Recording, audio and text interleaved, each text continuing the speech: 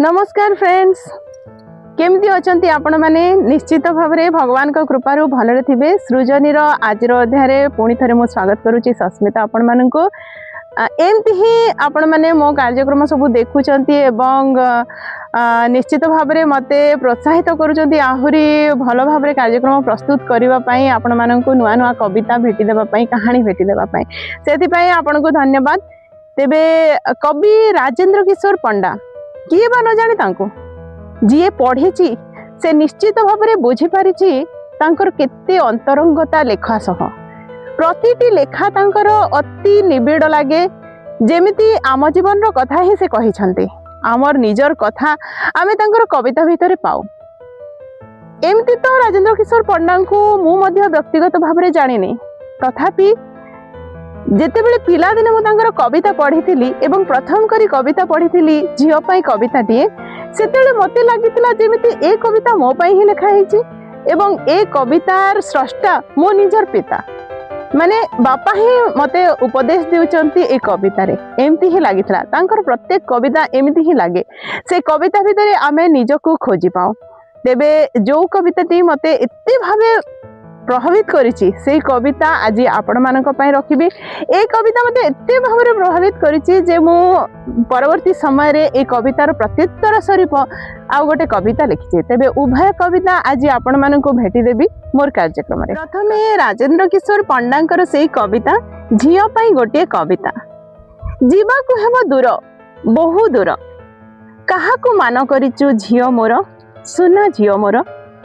तो रुषाघर आगरे तते अपेक्षा करिछि जीवन,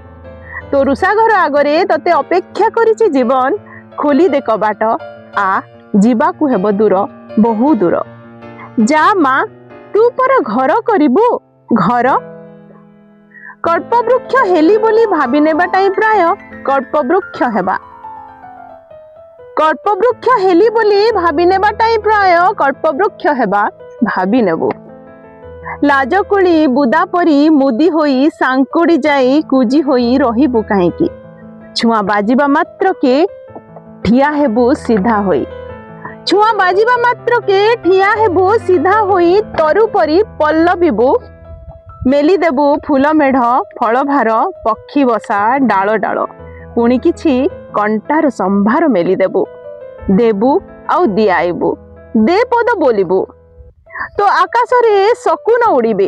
शकुन तो रहिबे डेणा फड़कई, तो आकाश रे शकुन उड़ीबे शकुन तो रहिबे डेणा फड़कई, लहुलुहान हबु केबे लहुलुहान हबु केबे तो महुमुहान हबु, केते सरागरे रांधी परसिथिबा सुआदिया तियण को, केते सरागरे रांधी परसिथिबा सुआदिया तियण को थू थू करिदेले प्रियजनटीए कोह चापी स्मित खेलाइबो, अमृत गिनाक तोर विष हब नाई झियो, अमृत गिनाक तोर विष हब नाई झियो, अमृत तो केबे ओइठा हुए नाई झियो, योग्यतम देखि समर्पिबो, कहानीर बुढ़ी असुरुणी परी गोटिए गोड़ को तार चुली रे पुराई जाली आरटी सेकिला परी तू भी बंचिबु, माटी को फाटी जा बोली केबे कहिबुनी माँ पोती होई पड़िबो आकाश, माटी को फाटी जा बोली केबे कहिबुनी माँ पोती होई पड़िबो आकाश, ततला तावा उपरे माछ खंडे भजा हेबा परी अंधार ही कांथ जही छात जही चटाण जही बिछणा जही, सेठी जह्न भी कला सेठारे राति तोर पुहाइबु शरद्र जह्न राति,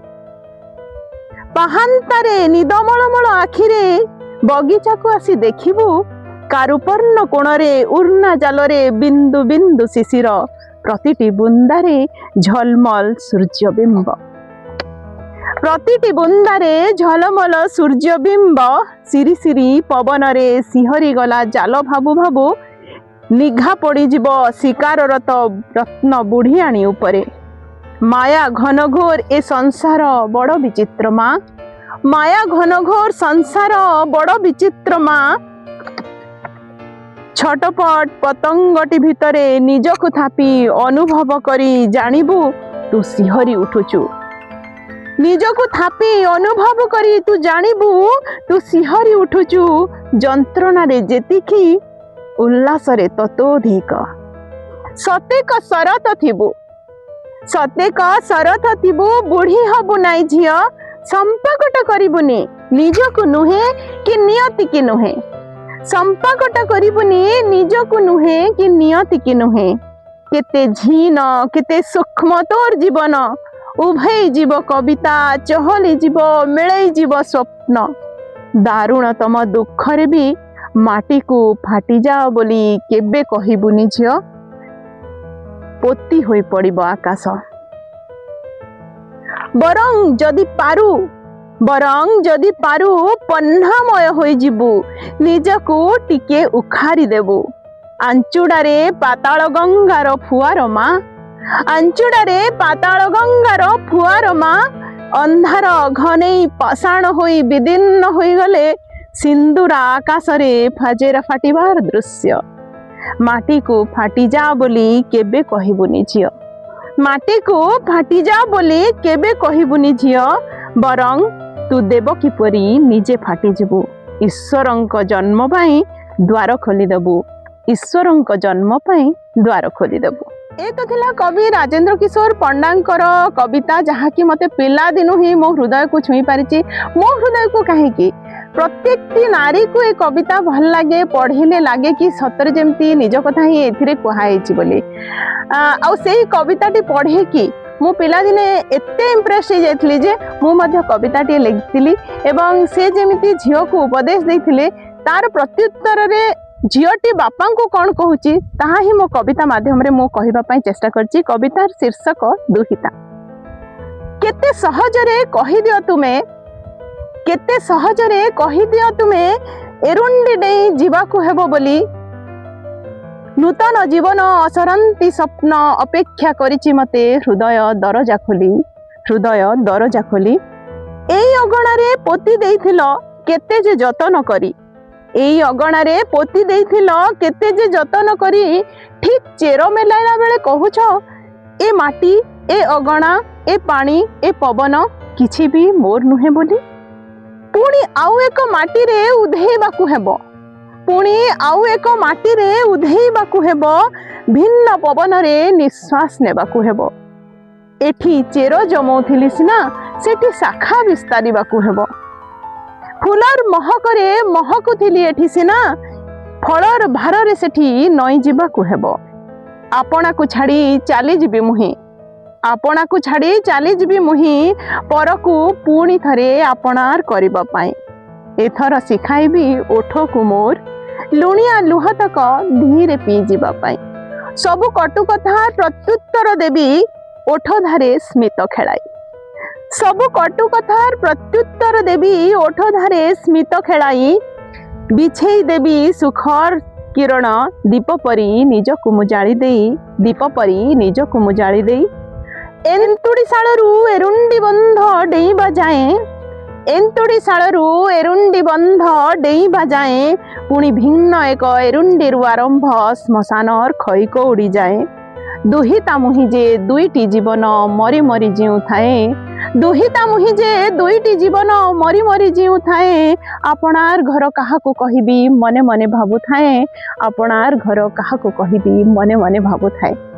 ए हेउची मो कविता दुहिता तेबे आजिर कार्यक्रम रे कविता सब आपण मानकू केमिति लागिची निश्चित भाव रे कमेंट्स करिके जणैबे आपण मानक कमेंट्स गुडी को पढ़िले मते आहुरी उत्साहित लगे कार्यक्रम प्रस्तुत करिबा पई नुआ नुआ कविता आपण मानक पाखको आनिबा पई आ जो माने भी मो चैनल को नुआ करी विजिट करूचंती नुआ करी मो कविता सुनुचंती एवं नुआ करी आज देखुचंती अनुरोध करिबी मो चैनल को सब्सक्राइब करि दियंतु ताहेले मु आपण मानक पई पुणी नुआ नुआ कार्यक्रम भेटि देबारे सफल हेबी आपण माने मो सह एते बेले पर्यंत जोड़ी होई रहिचंती सेति पई आपण मानक बहुत बहुत धन्यवाद नमस्कार।